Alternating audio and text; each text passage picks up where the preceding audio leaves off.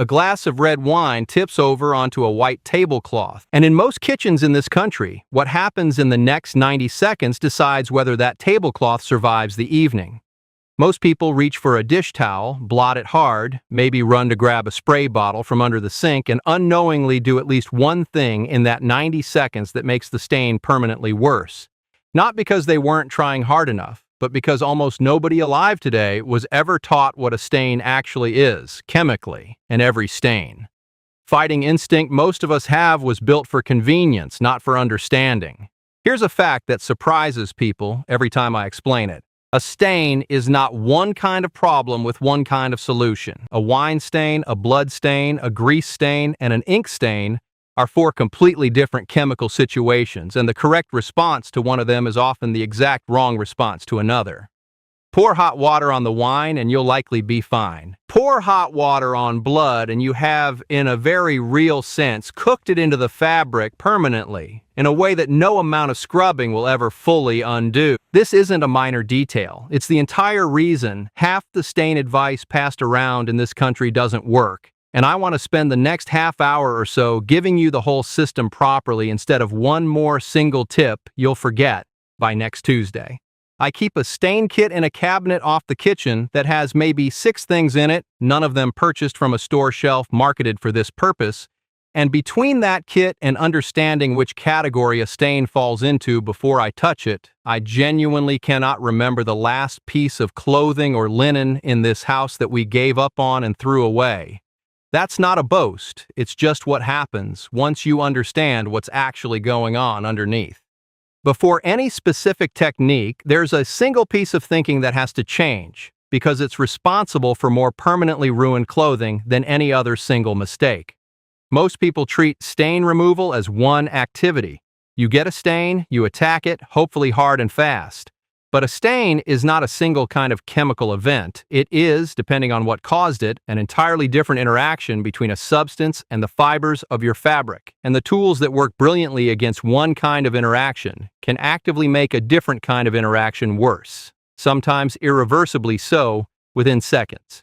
Treating every stain the same way, hot water and scrubbing, say, because that's the intuitive response, is a little like treating every illness with the same medicine because both situations technically involve feeling unwell. Sometimes you'll get lucky. Sometimes you'll make things measurably worse.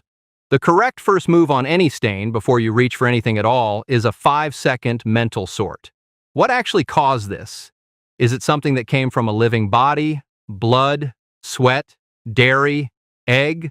Is it a plant-derived compound with color-carrying tannins, coffee, tea, wine, most fruit? Is it fat or oil-based, butter, salad dressing, motor oil, cooking grease? Or is it a straightforward pigment or dye, ink, grass, some cosmetics? Each of those 4 broad families responds to a different underlying chemistry, and once you know which one you're dealing with, the correct old-fashioned method practically selects itself. I'm going to walk through each family individually for the rest of this video, but I wanted to give you that sorting habit first because it's the actual skill underneath everything else I'm about to show you. I want to spend a few minutes on the real mechanics here because once you see what's physically happening when something stains fabric, every technique afterwards stops feeling like folklore and starts feeling like simple cause and effect. Fabric fibers, whether we're talking about cotton, wool, silk, or a synthetic blend, have a structure at the microscopic level that is anything but smooth and solid. Natural fibers in particular are porous and slightly rough along their length, with countless tiny gaps and irregularities running through them. When a liquid or a fine particle of colored or greasy material comes into contact with that fiber, it doesn't just sit on top the way it would on a sheet of glass. It gets drawn into those microscopic gaps through capillary action, the same physical process that pulls water up through a paper towel or up through the roots and stem of a plant. And once a substance has worked its way into that porous structure, simply wiping the visible surface does very little, because most of what's actually causing the stain is no longer on the surface at all. This is why blotting rather than rubbing matters so much in the earliest moments after a spill, a piece of advice you've probably heard without necessarily knowing why it's true. Rubbing spreads the substance further across the fiber surface and can actually drive it deeper into that porous structure through mechanical pressure. while blotting simply lifts whatever hasn't yet been drawn in. The window where blotting alone can meaningfully help is short, often just the first minute or two, which is exactly why speed matters so much with a fresh spill before capillary action has finished doing its work. The second thing happening, particularly with anything that has color, involves a category of molecules called chromophores, the specific chemical structures within a substance that absorb certain wavelengths of light and reflect others, which is what creates the color your eye perceives. Wine, coffee, grass, and countless other staining substances contain these color-carrying compounds, and the entire goal of most stain removal, chemically speaking, is either physically removing the molecules that contain them or chemically breaking apart the structure of the chromophore itself so it can no longer absorb and reflect light the way it did, which is a different goal requiring a genuinely different tool. And this distinction is going to matter a great deal when I get to the section on sun and citrus later in this video. This is the category responsible for more permanently ruined garments than any other, and it happens because of one specific, well-understood, completely avoidable chemical reaction: heat setting. Blood, egg, dairy, sweat, and grass stains. Grass surprisingly falls partly into this category because of the plant proteins and cell material it contains alongside its pigment are all at their core protein-based. Proteins are large, complex molecules folded into specific three-dimensional shapes, and that shape is what determines how the protein behaves, including how loosely or tightly it associates with the fibers it's sitting on. Apply heat to a protein, and this includes the heat from hot water, a clothes dryer, or an iron.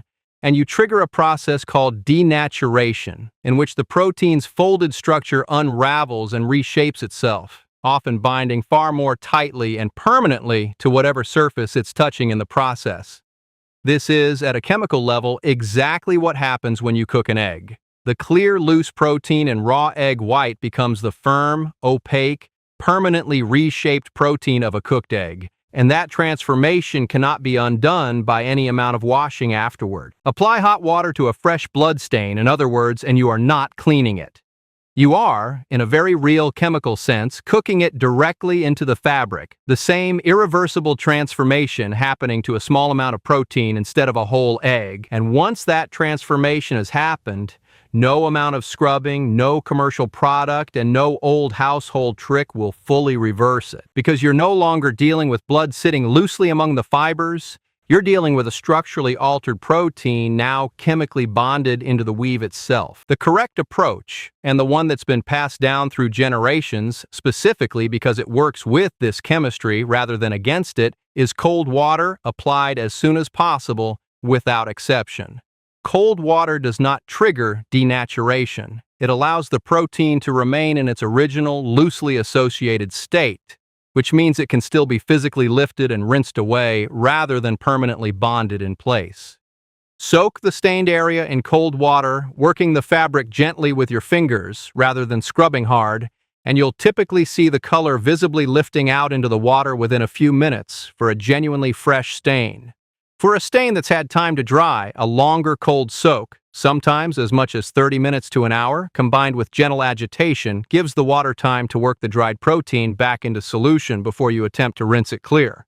A small amount of ordinary table salt added to that cold soak can meaningfully help with protein stains specifically through simple osmotic action. Salt draws moisture. And moisture is exactly what helps loosen a protein stain's grip on the fiber before it's had a chance to fully dry and set on its own even without heat. This is different from the salt technique I'll describe for wine later in this video, though the two share some of the same underlying logic of drawing moisture and loosely bound material out of the fabric before it settles in permanently.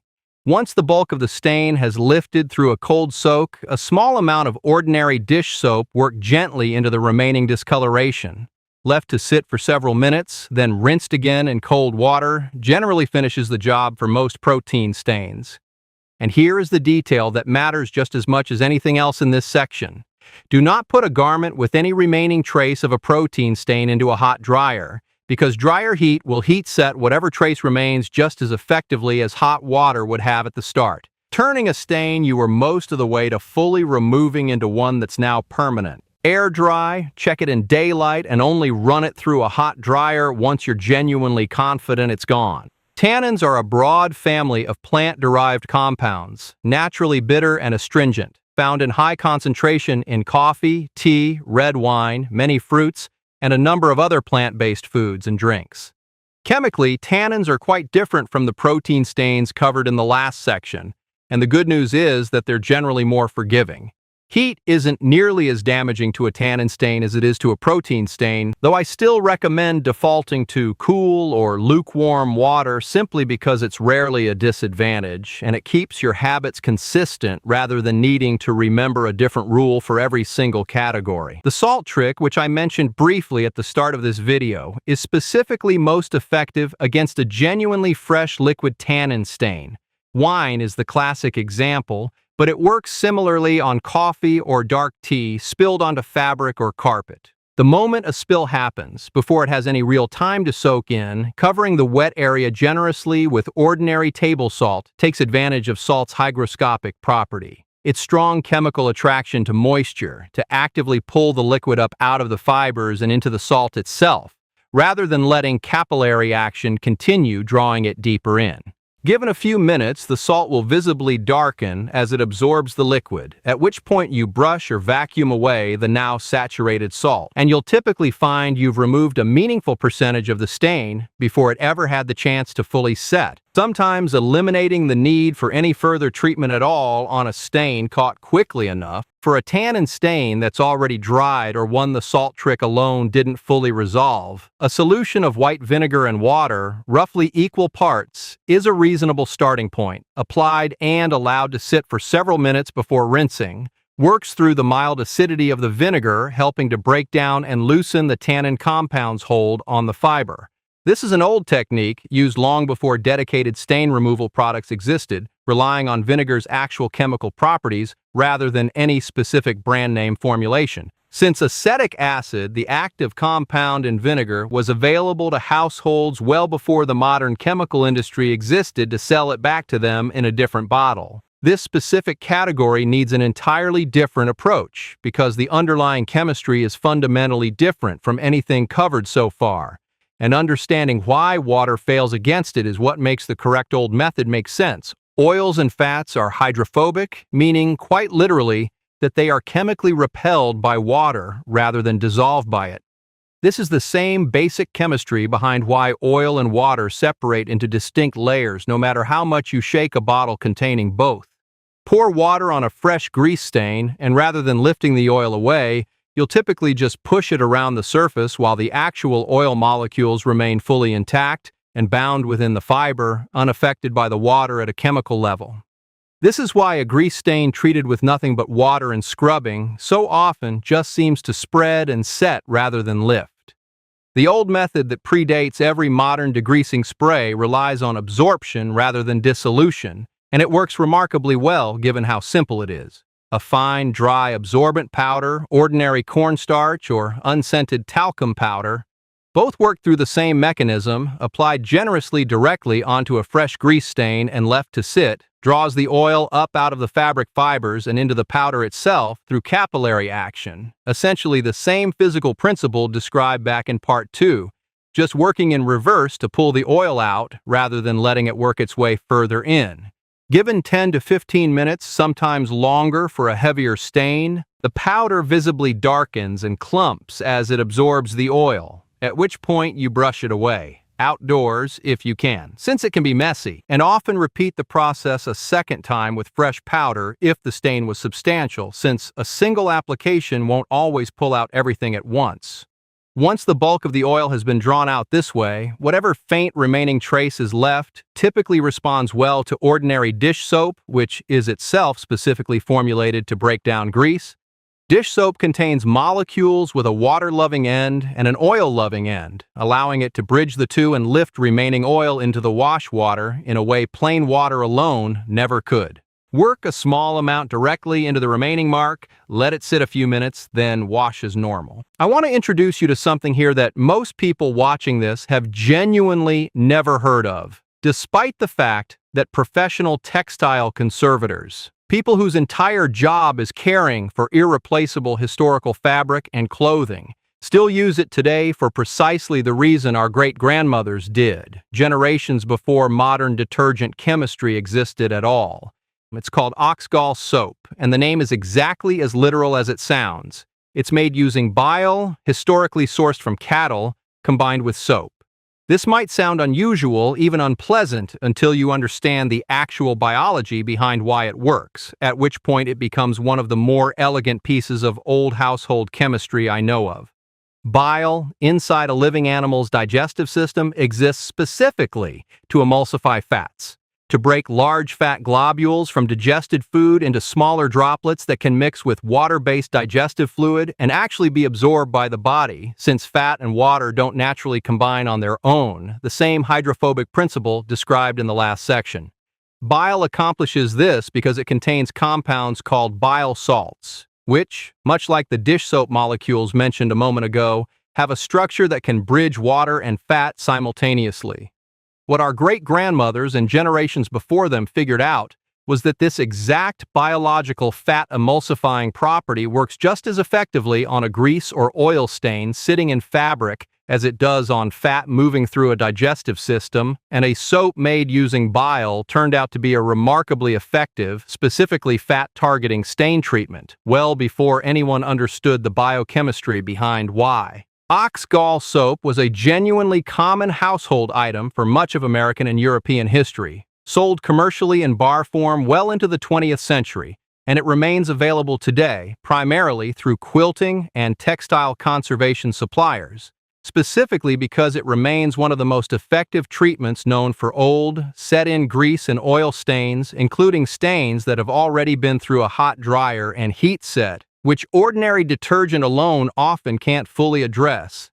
Used much like a bar of soap directly on a dampened stain, worked in gently and left to sit before washing, it's worth keeping a bar in your own stain kit specifically for the oil and grease stains that resist everything else in this video, particularly older, already set ones where the powder absorption method from the last section has less to work with because the oil has had time to more fully integrate into the fiber.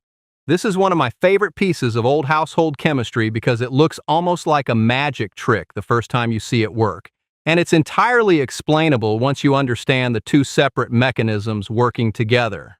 Citrus fruit, lemon in particular, is rich in citric acid, a mild but genuinely reactive acid capable of breaking down certain organic stains and discoloration on its own, particularly on fabric, given enough contact time.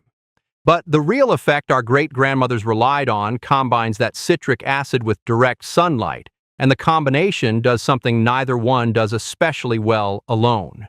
Ultraviolet light from the sun is capable of breaking apart the chemical structure of many chromophores, remember, the color-carrying molecular structures from Part 2 through a photochemical reaction, essentially using light energy to physically disrupt the specific molecular bonds responsible for absorbing and reflecting visible light, which is chemically a genuine form of bleaching, just accomplished through light energy rather than a chlorine or oxygen-based chemical reaction. Citric acid appears to act as a kind of catalyst for this UV reaction on fabric, meaningfully speeding up and intensifying the photochemical breakdown compared to sunlight alone, which is why the old technique specifically calls for applying fresh lemon juice directly to a stain, commonly a mild tea, grass, or general yellowing discoloration, and then laying the fabric out in direct sunlight, rather than simply leaving a stained item in the sun on its own or applying lemon juice indoors with no light exposure. Given a few hours in strong direct sun, particularly around midday, you'll often see a visible lightening of the treated area that wouldn't have happened nearly as effectively from either the acid or the sunlight in isolation. This technique predates chlorine bleach's widespread availability for home laundry use, which really only became a common household product through the early parts of the 20th century. And it remains genuinely useful today specifically because it's gentler on fabric than chlorine bleach, which can weaken and yellow certain fibers over repeated use, making sun and citrus a reasonable option specifically for delicate items where you want some lightening effect without the harsher chemistry of a modern bleach product. I've mentioned borax on this channel before in an entirely different context, and I want to bring it back here because its role in laundry is genuinely different from, though chemically related to, what I described in that earlier video.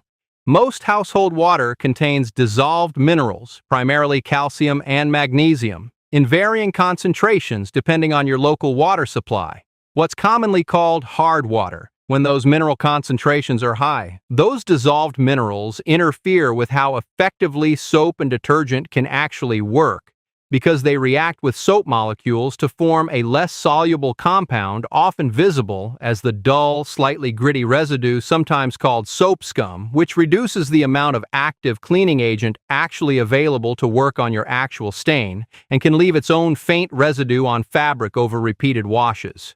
Borax, added to a wash alongside your regular soap or detergent, raises the water's pH and binds with those hard water minerals in a way that keeps them from interfering with your soap's cleaning action, effectively softening the water's behavior for the duration of that wash, even without a dedicated water softening system installed in your home. This isn't a stain treatment in the same direct sense as the techniques covered earlier in this video. It doesn't target a specific category of stain the way cold water targets protein or powder targets grease, but it improves the baseline effectiveness of everything else you're doing, which is exactly why it shows up so often in old household laundry advice as a general addition to a wash rather than a stain-specific trick. If you're in an area with genuinely hard water, adding a scoop of borax to your regular wash alongside targeted stain treatment on the specific problem area tends to produce a noticeably better overall result than either approach alone. Every technique in this video needs to be filtered through one more consideration, because the same treatment that works beautifully on one fabric can genuinely damage another, and this is a distinction most casual stain advice skips entirely. Natural fibers broadly split into two chemical families with meaningfully different sensitivities. Protein fibers, wool and silk are the two you're most likely to encounter, are chemically made of the same broad category of material as the protein stains discussed in Part 3, which means they share some of that same vulnerability to heat and, importantly, to strong alkaline substances. A treatment that's perfectly safe on cotton, which is a cellulose fiber with a very different chemical structure, can weaken, discolor, or damage the fiber structure of wool or silk specifically, because you're now applying that chemistry directly to a fabric made of the same general category of material as the stain you're trying to remove, rather than to an inert cellulose fiber that doesn't share that vulnerability. In practice, this means treating wool and silk with real caution around anything strongly alkaline. A concentrated borax solution left to sit directly on wool, for instance, is a meaningfully different risk than the same solution used briefly in a wash cycle, and testing any new technique on an inconspicuous area first, an inside seam or hem, before applying it to a visible or delicate part of the garment. It also means being more conservative with heat on protein fibers generally, since wool in particular can shrink and felt under heat and agitation through an entirely separate mechanism from the stain-setting chemistry described earlier, related to the physical structure of the wool fiber itself rather than any stain sitting on it. Cotton, linen, and most synthetic fibers are considerably more forgiving across the board, which is part of why so much general stain advice defaults to techniques developed and tested primarily on those more common, more chemically robust fabrics, without always calling out clearly that the same confidence doesn't automatically extend to your grandmother's wool sweater or a silk blouse. Time itself changes the chemistry of a stain in ways worth understanding, because it explains why the exact same substance can require noticeably different handling depending entirely on how long it's had to sit. A fresh stain is, in most cases, still primarily sitting in liquid or semi-liquid form within the fiber, which is exactly the state in which capillary action, blotting, and the various targeted treatments described throughout this video work most efficiently, since you're working with material that's still mobile enough to be drawn out. As a stain dries, several things happen simultaneously that make it progressively more resistant to treatment. The staining substance itself becomes more concentrated as its water content evaporates, meaning what remains is a more densely packed residue than what originally landed on the fabric. Many organic stains also begin oxidizing on contact with air over time.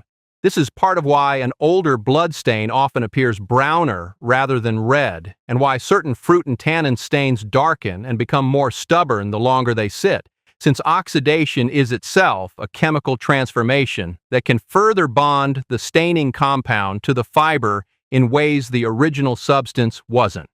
None of this means an old stain is hopeless. Nearly everything in this video can still meaningfully help a stain that's been sitting for weeks or longer, sometimes requiring a longer soak or a repeated application rather than a single quick treatment. But it does mean setting realistic expectations. And it's a large part of why acting on a fresh spill within the first few minutes, even with something as simple as cold water and a gentle blot, produces such a dramatically better outcome than the same treatment applied to the same stain a week later. Here's the actual list, gathered in one place, of everything described throughout this video. Table salt for both the protein stain soak described in Part 3 and the fresh tannin stain absorption technique in Part 4. White vinegar for loosening set tannin stains. Cornstarch or unscented talcum powder for drawing oil and grease out of fabric before it fully sets. Ordinary dish soap, useful both on its own for finishing residual protein and grease stains, and as a general household item most people already keep on hand. A bar of ox gall soap, which is the one item here you may genuinely need to order rather than find at a typical grocery store, kept specifically for older or particularly stubborn grease and oil stains. Fresh lemons for the sun and citrus lightening technique on mild discoloration. And a box of borax, both for general hard water laundry improvement and, from an earlier video on this channel, for an entirely different household use around pests that has nothing to do with fabric at all. That's 6 items, most of which you likely already own, covering every stain category discussed in this video, at a total cost that's a small fraction of what a shelf of individually marketed single-purpose commercial stain products would run you, with the added benefit of already knowing exactly why each one works rather than trusting a label's promise. A short, direct list because avoiding these matters as much as knowing the correct techniques in the first place. Hot water or a hot dryer on any protein-based stain before you're confident it's fully removed for the heat-setting reasons covered in Part 3.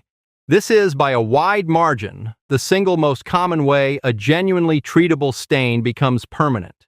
Hard scrubbing rather than gentle blotting or soaking, particularly in the first minutes after a fresh spill, which drives material deeper into the fiber rather than lifting it out. Applying an untested treatment directly to a visible area of a delicate protein fiber like silk or wool, without testing an inconspicuous spot first, and simply waiting too long out of the belief that a stain will be just as treatable in a week as it would be right now, when the oxidation and drying processes described in Part 10 are actively working against you the entire time you wait. For most of the period when these techniques were common knowledge, doing laundry was a labor-intensive, hands-on process. No washing machine doing the physical work, no dryer running on a timer while you did something else entirely. A person spending that much direct physical time with fabric, water, and stains naturally developed a working knowledge of what different substances actually did. The same way anyone who spends real time doing a hands-on task tends to develop an intuitive feel for its underlying mechanics. As washing machines and later commercial stain treatment products took over more and more of that hands-on process across the 20th century, laundry increasingly became something you did by following a product's instructions rather than something you did by understanding the material in front of you, and the specific, hard-won chemical knowledge that used to accompany the task simply had fewer opportunities to get passed down, one generation removed at a time, until much of it had quietly disappeared from ordinary household knowledge altogether. A typical household spending on a shelf of separate single-purpose commercial stain products. One for grease, one for wine, a general pre-treatment spray, an oxygen-based booster commonly adds up to somewhere in the neighborhood of $30 to $60 a year in ongoing purchases, more if you're regularly replacing bottles that sit mostly unused because the specific stain they're marketed for doesn't come up often. The full kit described in Part 11, most of which many households already have on a shelf. Runs a total of perhaps $15 to $25 if you're buying everything from scratch, including the ox gall soap, and every item in it lasts a genuinely long time relative to how much you'll use in any single treatment. But the number that actually matters more to me isn't the dollar figure. It's the clothing, the linens, and in some cases, the genuinely irreplaceable heirloom pieces that get thrown away every year simply because whoever was doing the laundry didn't know a 5-minute cold soak applied before the dryer ever came into the picture would have saved them entirely. If you've got a stain sitting somewhere right now that you'd already written off, here's what I'd actually try this week. Find out which of the 4 families it belongs to using the sorting logic from part 1, pull the matching technique from this video, and give it a real patient attempt before deciding it's beyond saving. A longer soak or a second application, particularly on something that's already dried, often succeeds where a single quick pass didn't. Tell me in the comments which stain you're trying this on and how it goes.